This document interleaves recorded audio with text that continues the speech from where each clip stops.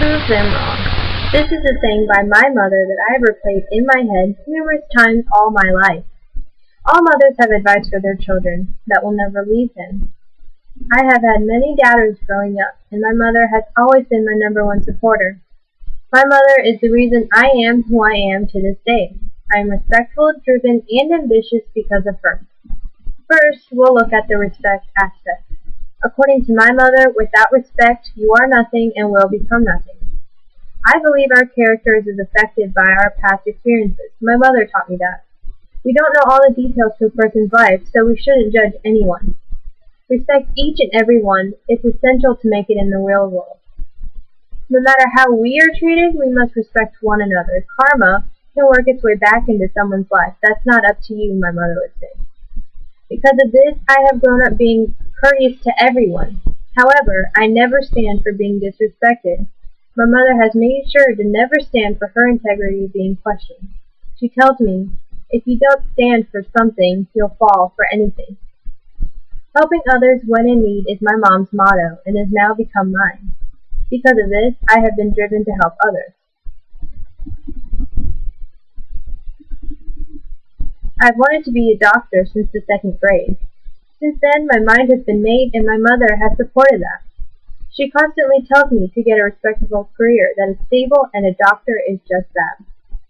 A career that will last is important to my mother because with the economy being how it is, it's important to have a constant financial source.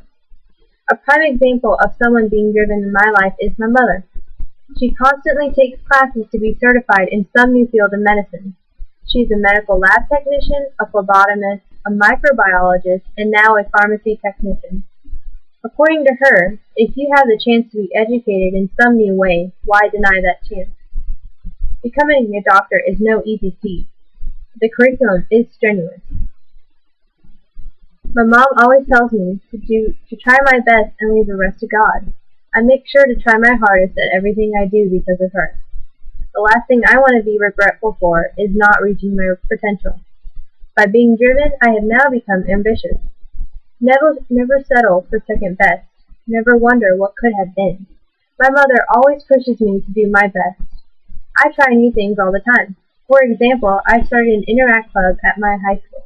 Yes, the running and maintaining the club has been extremely difficult, but I'm very happy with what I've done.